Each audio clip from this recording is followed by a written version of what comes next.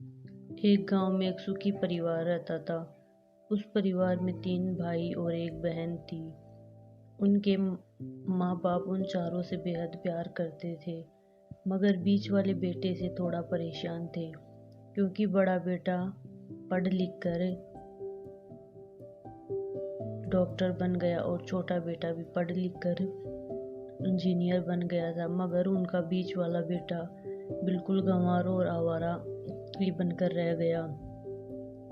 अब उनके 2 बेटे, एक डॉक्टर और इंजीनियर, ने शादी भी कर ली और कुछ महीनों के बाद ही उनकी बेटी भी एक अच्छे घराने में शादी हो गई। मगर बीच वाला बेटा अभी भी कुंवारा ही था, क्योंकि वो बिल्कुल अनपढ़ था और कहीं पर मजबूरी का छोटा सा काम करता था। इसलिए उसे शादी के लिए कोई भी लड़की नहीं मिल रही थी और उनके माँ बाप उससे बहुत परेशान हो चुके थे। अब जब भी उसकी बहन अपने मायके आती तो पहले वो अपने डॉक्टर और इंजीनियर भाइयों से ही मिलती थी, मगर बीच वाले भाई से तो वो बिल्कुल कम मिलती थी, क्योंकि वो उसे ज़्यादा पैसे नहीं दे पाता था। लेकिन फिर भी वो अपनी बहन से बहुत प्यार करता था। अब उनके पिताजी की बीच वाले बेटे की शादी किए बिना ही मृत्यु हो गई।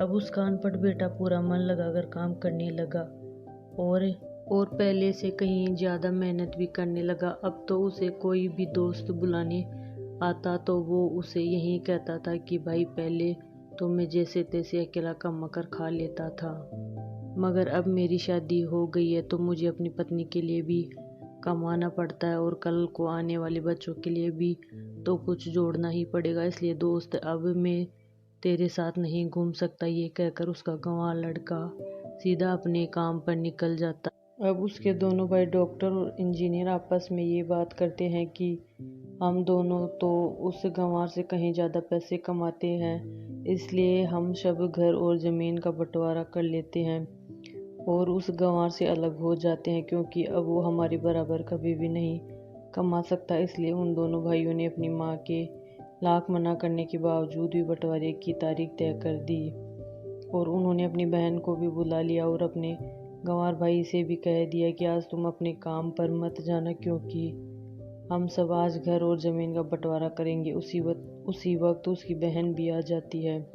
तभी उसका गंवार भाई कहता है कि तुम लोग बंटवारा कर लो, मुझे जो भी देना हो दे देना, मैं शाम को आकर अंगूठा लगा दूंगा। तभी उसकी बहन कहती है, अरे बेवकूफ़, तू तो अनपढ़ ही रहेगा, ज़मीन का हिस्सा तो आमने सामने बैठ कर ही होता है। तभी उसके दोनों भाई भी बीच वाले गंवार भाई को उल्टा सीधा कहते हैं। तब उसकी माँ भी उसे कहती है कि बेटा, आज तू काम पर मत जा, बंटवारा तेरे सामने ही होगा तो ही अच्छा है।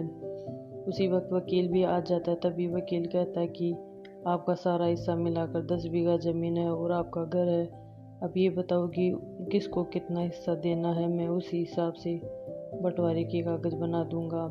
उसी वक्त उनका गंवार भाई कहता है कि वकील साहब, 5-5 बीघा मेरे दोनों भाइयों के नाम लिख दो और ये जो हमारा मकान है ये मेरी प्यारी बहन के नाम कर दो। आगे की कहानी नेक्स्ट वीडियो में।